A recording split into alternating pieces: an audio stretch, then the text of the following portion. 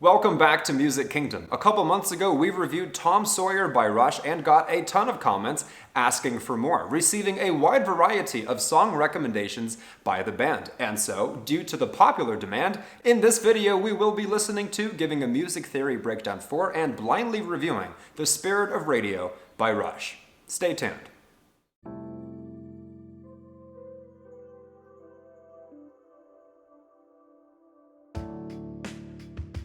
Hey everybody, my name is Francis. If you are a fellow nerd for music such as myself and you appreciate not just reactions but in-depth reviews and analysis of songs, click the like button and subscribe to the channel. And of course, if you'd like to support the work I put into these videos, you'll find Music Kingdom's Patreon and other affiliate links in the description below. Alright, now before we give the song a listen, first let's briefly talk The Spirit of Radio by Rush. The Spirit of Radio is from Rush's 7th studio album titled Permanent Waves, released in 1980. The album Permanent Waves showed a shift in the group's sound towards more concise arrangements and radio-friendly songs, even though many would say that their prog roots are still well balanced. To my knowledge as well, Permanent Waves received a mostly positive reception from critics and became the band's most successful album at the time of its release, reaching number 3 in Canada and the UK and number 4 in the United States. Now regarding the song itself, inspired by a Toronto-based radio station, The Spirit of Radio was written by Neil Peart, Geddy Lee, and Alex Lifeson, and was significant in growing the popularity of the band, becoming their first top 30 single in Canada and reaching number 51 on the US Billboard Hot 100. To this day, it remains one of their best-known songs and was a concert staple. A little something that I found interesting as well is that guitarist Alex Lifeson talked about the song's opening riff, saying, "I just wanted to give it something that gave it a sense of static, radio waves bouncing around, very electric. We had that sequence going underneath and it was just really to try and get something that was sitting on top of it, that gave it movement." Something else worth mentioning is that lyrically speaking, the song is a lament on the change of FM radio from free-form to commercial formats during the late 1970s. And in addition to that, the finale also has lyrics inspired by the song The Sound of Silence by Simon and Garfunkel, which is something I've come to love about them, how they seem to be very openly inspired, whether by Zeppelin, Yes, Genesis, or in this case, Simon and Garfunkel. And now, at this part of the video, a few quick usual disclaimers. Disclaimer number 1, as mentioned, we did get a ton of song recommendations to review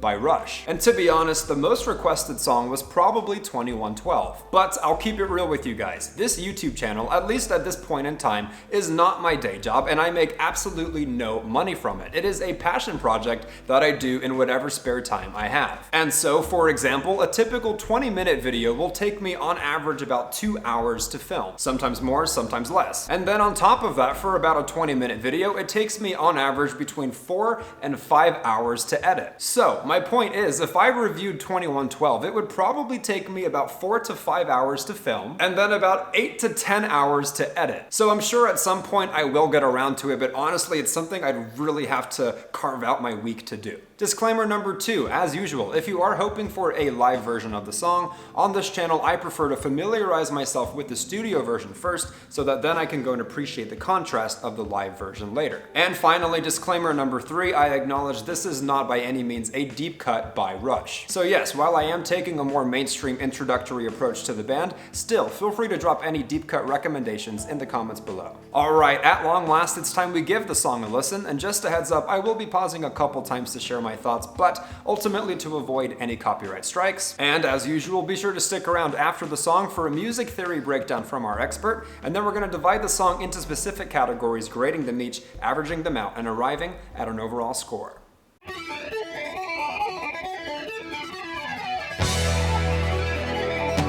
Grips you immediately.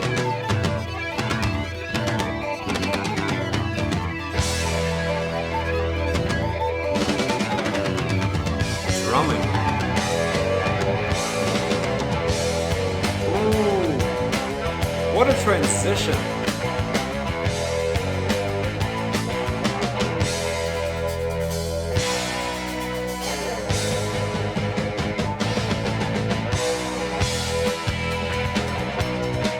Oh man. There's like 2 transitions. There's an intro to an intro.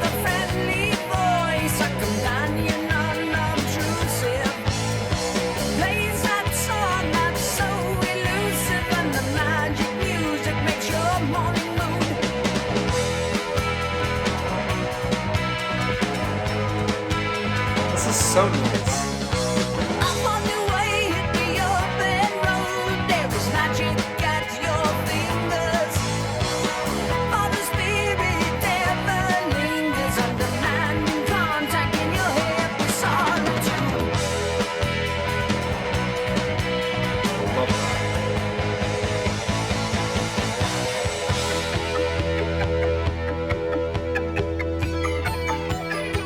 What a production!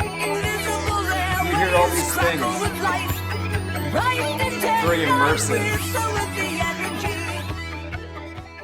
Thoughts so far? What a brilliant introduction. Which, as mentioned, was like an intro to an intro with two transitions in there that were absolutely seamless and perfectly executed. And as mentioned, you are gripped and captivated from the start with an immediate sense of presence. You really feel, at least in my opinion, a sense of inspiration and creativity and togetherness from them as a band. I'm very curious to see how it continues to evolve and where it goes. Emotional feedback on a timeless wavelength, bearing the gift beyond price, almost free. On this machinery, making modern music, can still be open-hearted. So well done. Not so fully charted, it's really just a question of your honesty. Yeah, your honesty. One likes to believe in the freedom of music. Love the lyrics. But glittering prizes and endless compromises shatter the illusion of integrity, yeah. While it is fit for the radio, you can feel how intentional it is, how creative it is. Invisible airwaves crackle with life, bright and tender, bristle with the energy. Emotional feedback on a timeless wavelength. You can tell they really tried to make it an experience for the listeners.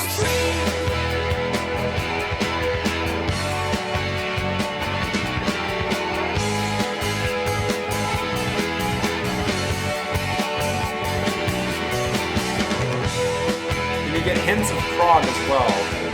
Even though I wouldn't call this prog necessarily, you can still feel that. At this point in the song, in addition to the incredible musicianship, I've also really fallen in love with the lyrics. I think just personally or subjectively speaking, I've always been partial to songs about music. Whether it's a song like Drift Away, which is basically a love letter to music, or songs about the industry, the business of it, the corruption, the good, the bad, acknowledging commercialization, so many things. And so, for those reasons, the lyrics of the song have naturally gripped me. All the while it's so tastefully produced, there's such a happy emotion to it. Honestly, all of the components, vocals, lyrics, production, composition, instrumentation, just working together so brilliantly, which I'm beginning to realize is what Rush is all about.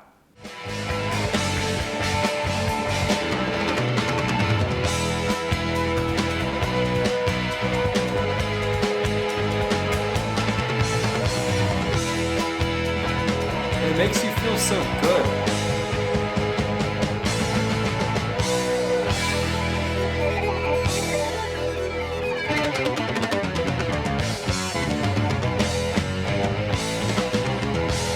Oh, I love that transition.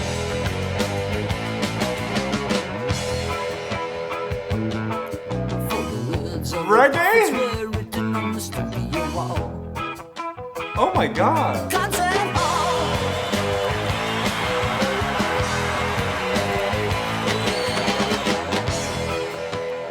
Their transitions are so well done.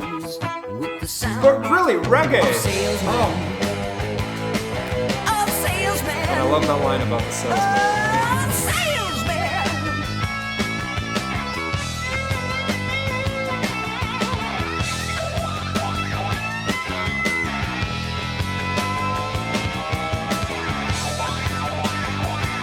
It really doesn't feel like a 5-minute song, you know? Which is a testament to the artistry.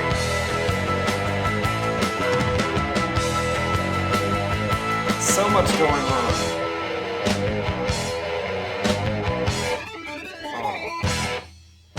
Oh. Wow.